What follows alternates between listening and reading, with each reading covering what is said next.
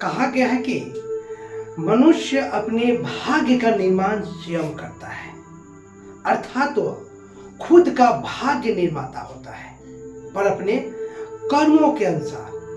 पर क्या कोई बता सकता है कि जब एक उद्योगपति के घर में कोई बच्चा जन्म लेता है तो उसमें उसका क्या कर्म होता है?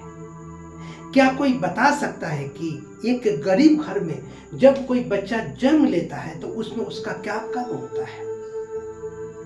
क्या जन्म लेना भाग्य की बात है या कर्म की बात है? क्या वास्तव में भाग्य होता है? क्या वास्तव में कर्म होता है? मेरे ख्याल से दोनों होते हैं। भाग्य और कर्म के बीच में जो अदृश्य रेखा है, उस रेखा को यदि हमने समझ लिया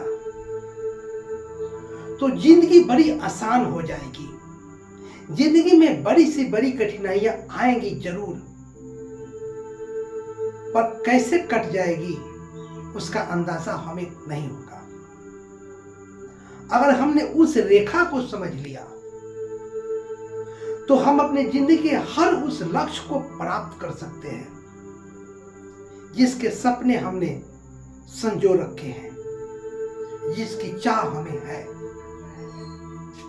जब उद्योगपति के घर में एक बच्चा जन्म लेता है तो उसकी जरूरत की सारी सुविधाएं बड़ी आसानी से उपलब्ध हो जाती है।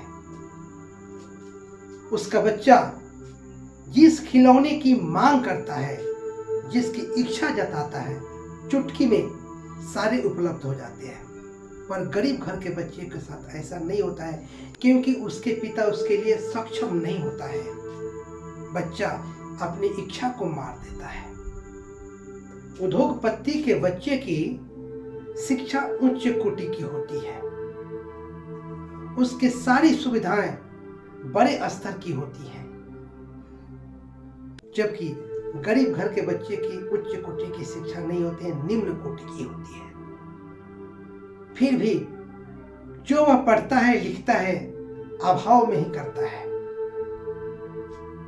उद्योगपति का बच्चा जब अपनी शिक्षा पूरी करता है तो जिंदगी जीने के लिए, अर्थात अपने पैरों पर खड़े होने के लिए उसे जिंदगी से जदोजहद नहीं करनी पड़ती है, क्योंकि उसे विरासत के रूप में पिता द्वारा एक बड़ा उद्योग मिलता है।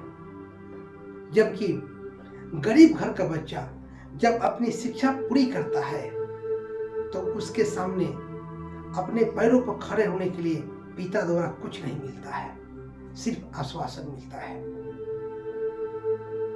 गरीब घर के बच्चे को अपने पैरों पर खड़े होने के लिए, आगे की जिंदगी जीने के लिए अपनी जिंदगी से जदोजहद करनी पड़ती है, अपने समय के साथ लड़ाइयां लड़नी पड़ती है।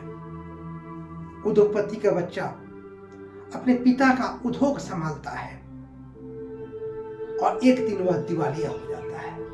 इसका सबसे बड़ा कारण यह होता है, या तो वह उस बिजनेस को समझ नहीं पाया है या बिजनेस के प्रति लापरवाही बरतता है।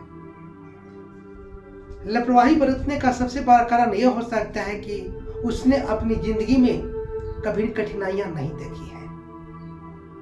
उसने यह समझ रखा है कि जिंदगी तो बड़ी आसान है और जिंदगी ऐसे ही कट जाती है। जबकि गरीब घर का बच्चा जब अपनी शिक्षा पूरी करता है तो जैसे तैसे वह एक छोटी सी पूंजी की व्यवस्था करता है और एक छोटा सा व्यापार शुरू करता है और एक दिन वह एक सफल व्यापारी बनता है। इसका सबसे बड़ा कारण जो होता है वह यह होता है कि उसने अपनी जिंदगी में बहुत सारी कठिनाइयां देखी हैं। उसने कठिनाइयों का सामना करना सीखा है। मुसीबत क्या होती है उसे पता होता है। तो जन्म से लेकर अपने पैरों पर खड़े होने के बीच का जो समय होता है वह बच्चे के लिए भाग्य कहलाता है। लेकिन यह भाग्य उसके पिता का कर्म होता है, जिसका निर्माण पिता अपने कार्यों, अपनी लगन मेहनत द्वारा किया होता है, जिसकी सीमा लिमिट होती है, निश्चित होती है, जिसका उपयोग बच्चा करता है अगर उसने सही उपयोग कर लिया, उसने सही समझ लिया,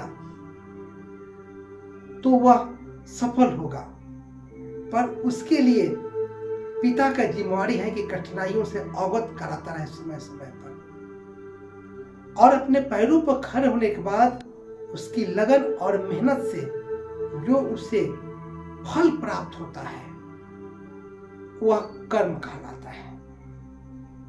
और उस कर्म में, अर्थात वह कर्म कैसा है, इसके अनुसार ही उसका भाग्य का निर्माण होगा। कर्म अच्छा होगा तो भाग्य भी अच्छा होगा, भाग्य का निर्माण भी अच्छा होगा। और यह जो भाग है, इसका अपना भाग होता है, जिसका निर्माण वह स्वयं अपने अच्छे कर्मों द्वारा किया होता है। तो मनुष्य को अपनी पूरी जिंदगी में दो भाग्यों का सामना करना पड़ता है। एक तो उसे पिता द्वारा मिला होता है, जिसे हम विरासत भी कह सकते हैं, और दूसरा जिसका निर्माण वो स्वयं करता है। तो मेरे ख्याल से आप समझ गए होंगे कि कब का समय भाग्य कहलाता है और कब का समय कर्म कहलाता है, क्या भाग है और क्या कर्म है। साथियों, मेरा यह वीडियो कैसा लगा कमेंट बॉक्स में जरूर बताएं और इसे शेयर भी कर दें, क्योंकि यह वीडियो बड़ा काम का है।